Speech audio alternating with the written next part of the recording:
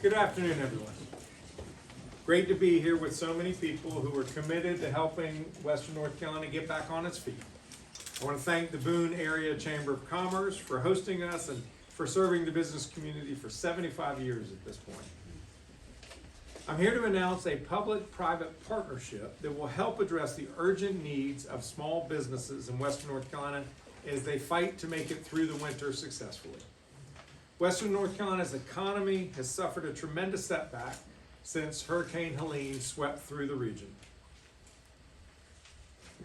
If these small local businesses can make it through the winter, I'm confident that they have a good chance of coming back stronger than ever in the next tourism season.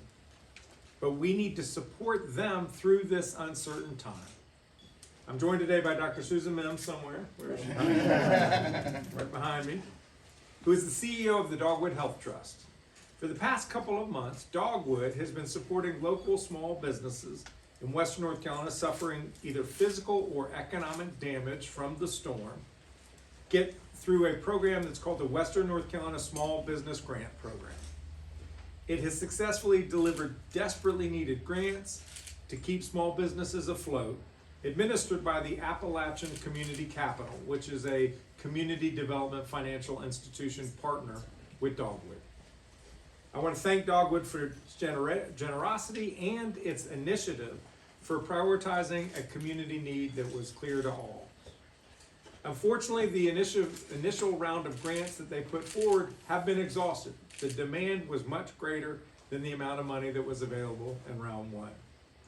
That's why I am excited to announce that the state of North Carolina will be putting up $20 million, and Dogwood Trust is going to be adding another $10 million for a new pool of small business grants of $30 million.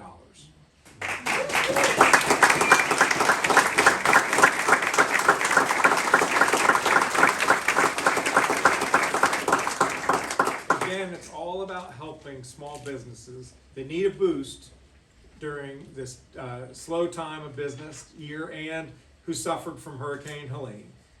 We also hope that other foundations join Dogwood in the state of North Carolina in this initiative. The grants will be for eligible small businesses with revenues not exceeding $2.5 million that are in one of 30 counties in Western North Carolina, as well as including the Eastern Band of Cherokee Indians. If you are a small business in one of these affected counties and you suffered due to a lien, please apply for assistance. The portal on the Appalachian Community Capital website is online now.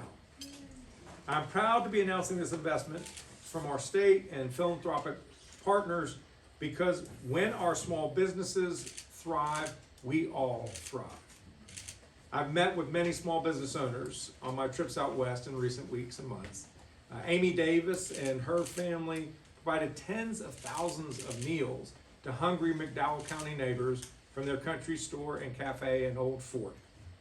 Ashley Gallagher here in Watauga County turned her indoor skate park into a distribution center for food, clothing, water, heaters, building supplies, so that she could help her neighbors. And I don't want to steal Renata's thunder, where's Renata? But she has a powerful, touching story to share as well today. These small businesses are the beating hearts of our communities. As I visited these folks, they underscore how committed they are to supporting their communities and keeping their businesses in Western North Carolina if they can just make it. Just like they have stepped up for their neighbors, we must step up for them. I'm proud of today's announcement. Shortly, Dogwood will talk about its contribution to this effort. But let me say first that more will be needed. Today's $30 million is a positive step, but it is nowhere near enough to meet the needs of Western North Carolina small businesses. I've asked the federal government for increased investment. Next week, I will be asking the General Assembly here in Raleigh to appropriate funds that will urgently support the businesses across Western North Carolina, as well as housing and infrastructure. And we need more philanthropies to step up and join this partnership. If you are a foundation or a financial institution and you are ready to join our effort in strengthening Western North Carolina, By investing in the Western North Carolina Small Business Grant Program, please reach out. We will embrace your contribution. Before I close, I want to share another positive announcement for Western North Carolina. Over Martin Luther King weekend, I was in Western North Carolina. In fact, I had the entire cabinet, all 13 members of my cabinet in various counties across Western North Carolina, doing volunteer work just so they can get grounded with what the west of the state is facing. I had the pleasure of joining Baptist on Mission in Spruce Pine, where they were helping Barbara and her family rebuild their family home. The flooding had come about 4 or 5 feet in the first floor, had to take out all of the sheetrock, everything, the flooring on the whole first floor. By the time I had gotten there, a lot of work had been done over the previous weeks. As we installed insulation and drywall that day, Barbara could begin to see her home taking shape. I also got to tour Baptist on Mission's rebuild site in Spruce Pine, one of 7 sites they've set up across the state of North Carolina. The one in Spruce Pine is going to be able to house 200 volunteers at any given time, people who come in from across the country, as well as North Carolina, to just go hammer a nail and help people who need to get their home fixed. Their plan, Baptist on Mission's plan, is to stay here for as many years as it takes to help the people of West North Carolina rebuild. They are among the unsung heroes here out west, and I think we need to help them keep doing what they're doing, and we need to support their efforts. That's why I'm announcing a $3 million grant to Baptist on Mission to continue their emergency rapid repair projects. The money will help them purchase building materials that their volunteers can then install to help homeowners get back into their properties as quickly as possible in a safe, habitable condition.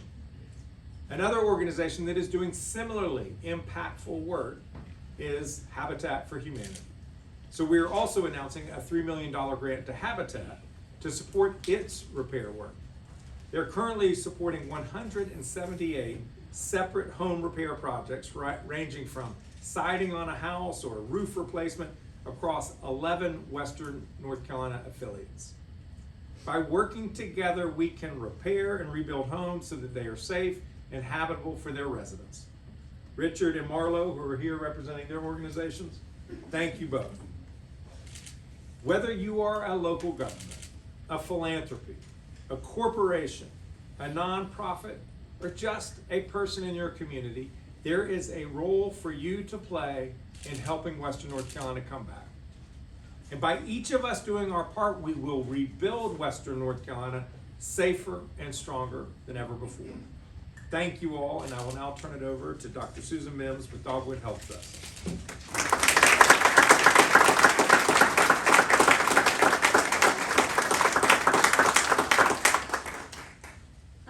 Thank you, Governor Stein, and good afternoon to everyone who is participating today.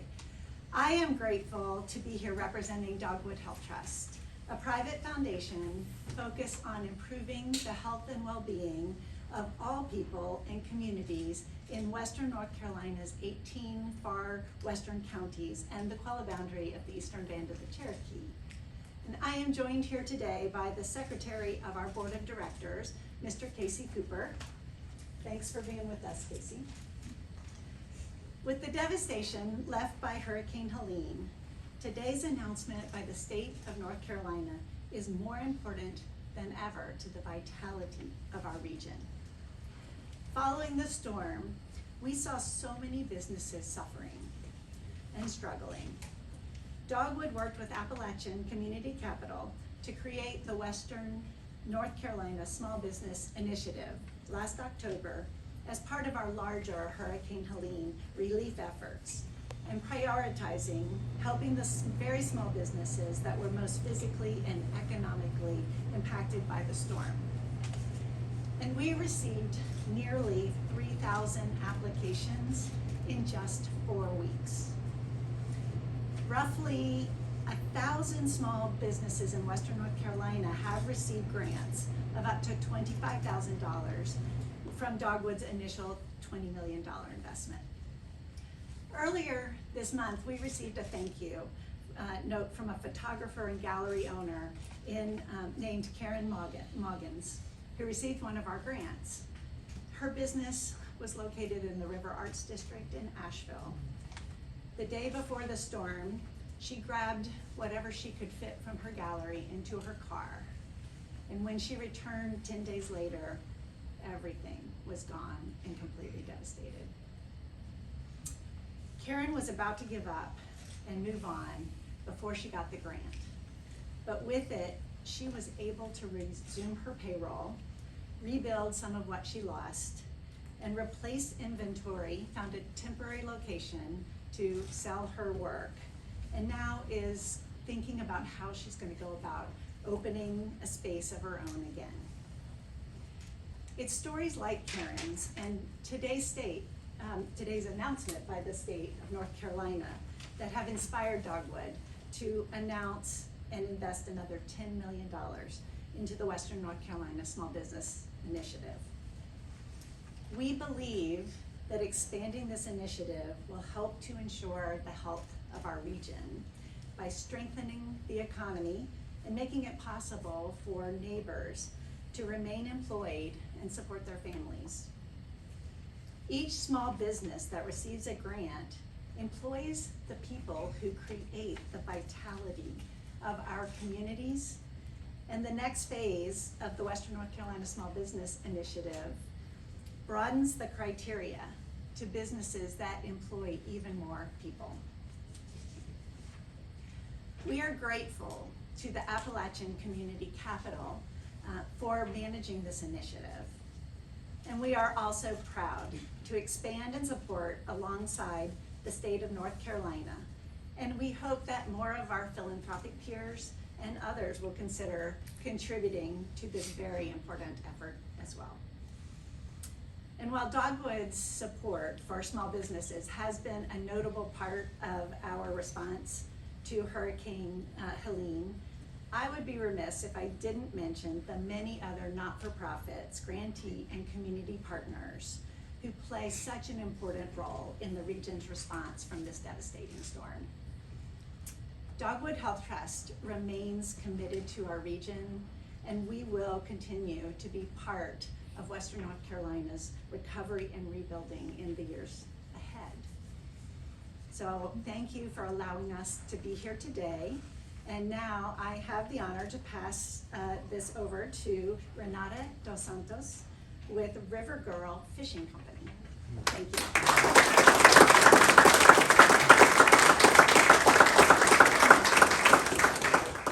Good afternoon, and thank you for the opportunity to speak today.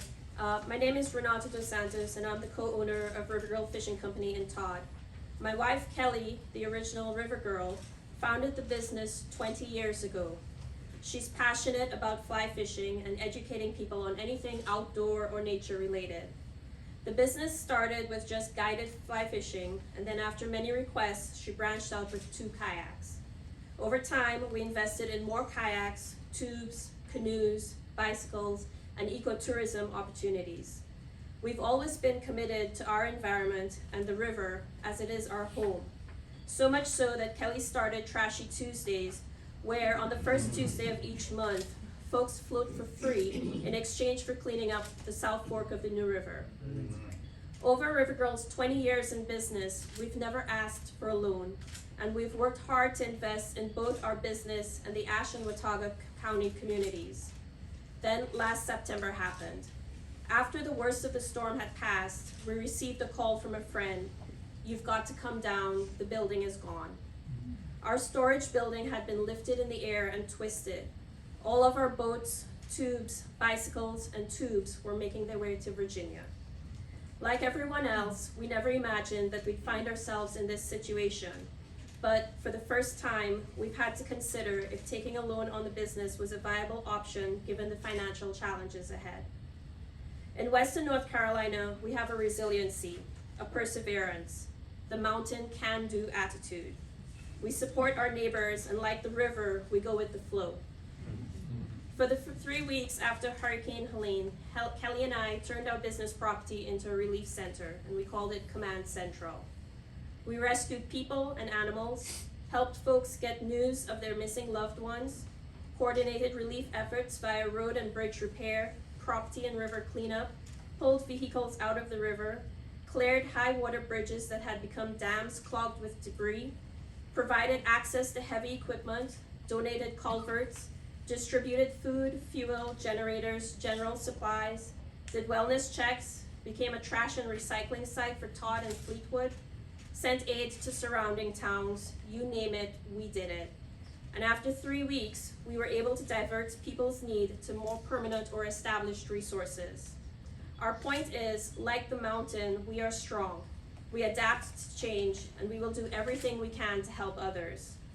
But to make it through the next tourism season, our small businesses are going to need help.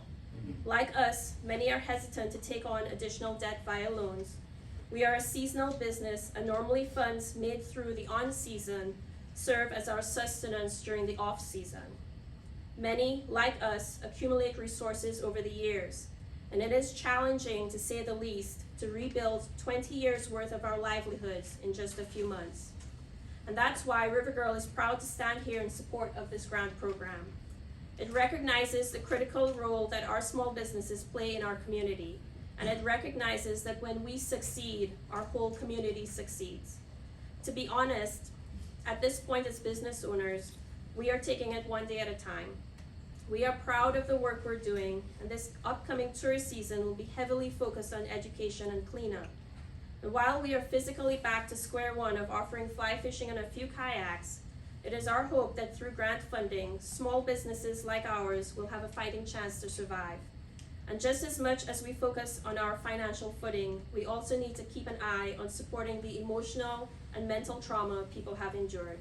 So thank you, Governor Stein, Dogwood Health Trust, and any future partners who are making this program possible. I will now turn it over to Richard Brunson with Baptist on Mission.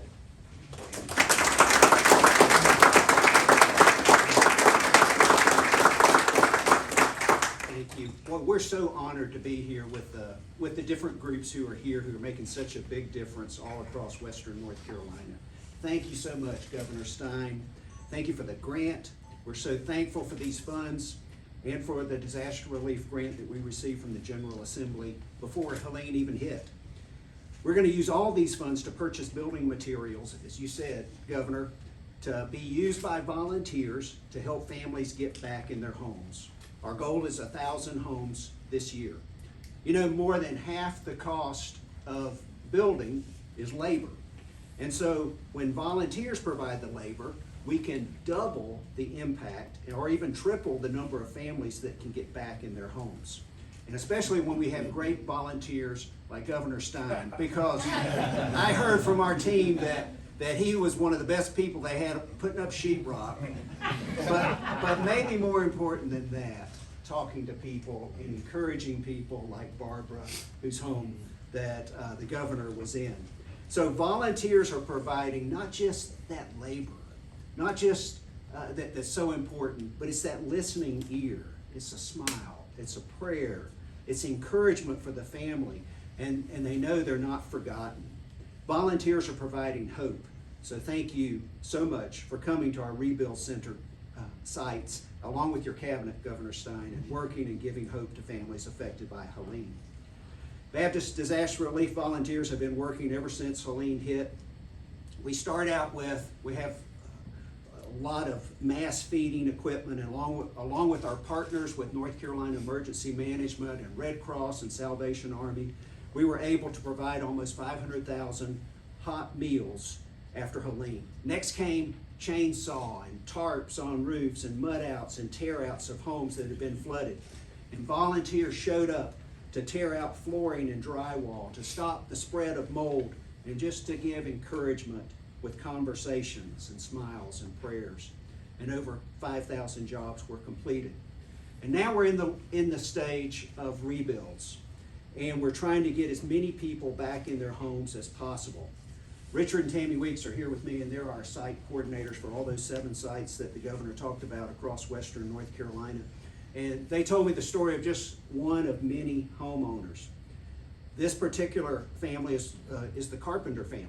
And every home on the street where the Carpenter family lives was severely damaged by flooding from Helene. Volunteers were going door to door, and they met the Carpenter family, and it was a unique situation. Mr. Carpenter had some dementia and would not leave the home they were living in. Even though it was completely damaged, it was gutted, all their belongings were piled beside the road. Mr. Carpenter was very anxious, he was struggling. So plans for the work began immediately, and volunteers were called in and hit the ground running, and as work began, Mr. Carpenter started showing signs of calmness. And just in a matter of a few weeks, the family was back to somewhat of a normal life, and the rebuild process was well underway. And volunteers would work, and they would talk to Mr. Carpenter, and they had him smiling and calm. And just a few weeks after that, their home was completed, and the Carpenters were so thankful for their home and for the volunteers. Rebuilding homes and rebuilding lives. The recovery effort in Western North Carolina is going to be a marathon, not a sprint. We'll need lots of volunteers to help over the next 4 or 5 years.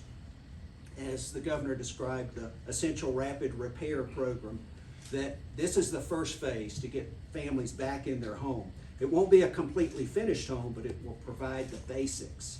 Insulation, flooring, sheetrock, the electrical, the plumbing, HVAC, a functional kitchen, appliance, and bathrooms. And then we'll come back later and finish the house. It's our desire to get as many people back into a warm, safe, secure, functional house as soon as possible. It costs approximately $20,000 per home for the building materials. Again, volunteers more than double the value of the work because they're providing their volunteer labor. To help with this effort, we're using lots of and need even more licensed plumbers and electricians and people with construction skills because all this work has to be done to code, working with county building inspectors. But we're also going to need hundreds of other people willing to assist in many ways. People who just want to be Jesus' hands and feet to homeowners. Homeowners like the Carpenters and many, many more. In a disaster, a lot of times I think of a Bible verse. It's Romans 8:28. And Romans 8:28 says, in all things God works for good.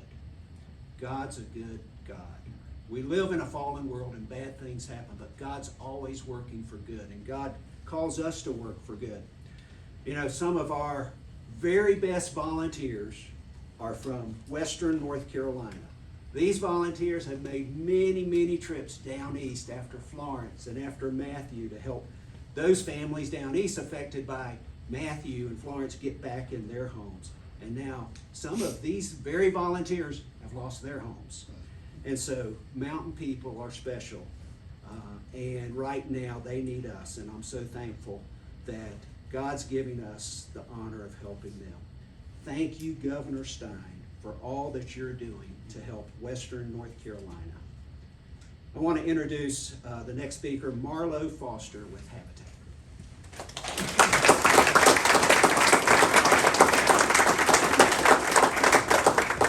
It is great to be with you all today, and the great thing about going last is that almost everything has been said, so I'm pulling up an anchor, right? But first of all, on behalf of my board of directors and several affiliate leaders that we have with me from Habitat for Humanity, we'd like to thank you for this $3 million commitment. The governor, sometimes I call him Josh quietly, but he's like, now call me governor. Josh and I have had a long history working together in public policy, and so it's just beautiful to see his commitment to the state and his longevity of serving people. Thank you. The governor mentioned it in his presentation, his opening speech. We are targeting 178 repairs this year. And these dollars will go a long way in helping us get that done. But these affiliate leaders will tell you that what we didn't recognize and what we've learned in the process of doing these repairs is that a lot of them are turning into rebuilds. And you've heard the Baptist on Mission talk about this.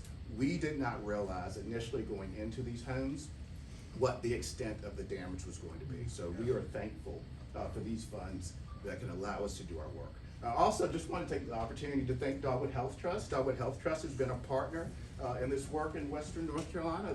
They've given us a grant that they've allowed us to repurpose to focus on our Western affiliates. We've also received money from Hyundai Corporation to do some work in Old Fort, McDowell County, which is actually an area we don't have an affiliate, but we've been able to do work in Old Fort, so we're very excited about that, and we're very thankful for that. The last thing that I will say is that Baptist on Mission has thrown down the gauntlet, because apparently the governor is a great driver. So we've got our Habitat affiliate leaders here, so we welcome you back to the West and back to the Habitat affiliate. But thank you so much. Thank you, Governor, very much. I'll turn it back over to the governor. Marla, thank you. What I'm very good at is taking direction. The folks with Baptist on Mission, they told me exactly what I needed to do. I did what I was told. We're happy to take questions, and you can direct them to any of the speakers. Governor, how will you source that state portion? It will come from appropriations the General Assembly has made, and I want to thank the legislature for the investments it has made to date. But we all recognize is there is much more work to be done. This is just about accelerating the work, bringing urgency to this moment. But this work is going to go on for months, and in some instances years. And we as a state, we as a nation have to be here for the long haul to help the people of Western North Carolina. On the federal portion, obviously you met with the president when you visited Western North Carolina. Have you heard back from the White House in terms of their commitment to the state? Yeah, I've been very grateful. The president came to North Carolina. It was his first visit out of Washington, D.C. after being re-inaugurated. So that was a strong signal. He reassured me that North Carolina would not be forgotten in any subsequent disaster relief bills that Congress passes. Since that, I've talked with the National Security Advisor a couple of times, just had a call yesterday or the day before with the acting administrator of FEMA. They remain focused on making sure that we work together as well as possible to get this relief work done as well as we can. What factors led to the expansion to additional counties and larger businesses? A couple of factors, and I'm happy to let Dr. Mims take a turn on this question as well. One is Dogwood Health Trust, by its charter, is limited to 18 counties, and we all know that the affected counties were more than that. So one value of bringing the state in to support this work is it lets us cover all of Western North Carolina that was affected, not just Dogwood's service area. The second thing is the program, as initially went, was incredibly successful. It was oversubscribed. The money has gone out the door, and it has helped businesses that were struggling and in need. And it became apparent that it was essentially a proof point. This is a desperately needed program, and so we were happy to be able to come together to increase the total amount of resources. And we also realized that in the first wave, even though there were a number of businesses with revenues of less than $1 million, that was the original limitation, there were more businesses that needed it in that category than were able to get funded. But there were a lot of businesses in the next size, from $1 million to $2.5 million in revenues, that also needed help. And that was the thinking behind allowing both sets of businesses to be able to apply this time. And I'll see if Dr. Mims wants to add. Well, I think the governor covered it very well. We start something, we have to start somewhere, and we knew that we could provide this in a circumscribed way and learn as we go. And the more you learn, we heard from so many businesses that were just over the limit, and their stories are extremely compelling. And so we, as soon as we had that program underway, we started looking for opportunities to actually increase that limit to a higher revenue level. And I am so pleased with the state of North Carolina's help that we are able to do that and announce this today. Thank you. Any other questions? Back to the state portion, what's your sense of where Raleigh stands? How long until we'll see the next package from the legislature, from the General Assembly? We have meetings with the General Assembly this week. There were a couple of hearings, one on the select committee in the House on Western North Carolina recovery, and then another one with government operations yesterday on all of disaster relief. And my sense is that there's a great appetite to put forward money when we can show them that that money is making a difference. And I am confident that we are going to be, with programs like this, we're going to be able to show and convince them that this is the right investment that they should make in the people of Western North Carolina. Politics won't get in the way? Well, I certainly hope not.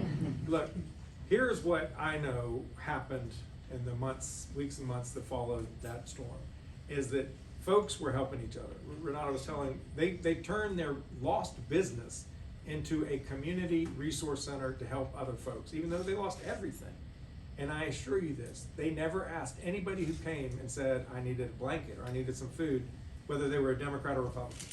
Because they're a human being and they were in need. And the people of Western North Carolina are in need. And it does not matter if they're a Democrat, Republican, or unaffiliated voter. It's who they are as a person. They're a North Carolinian. And we have to be able to overcome our political differences to help those folks. Thank y'all.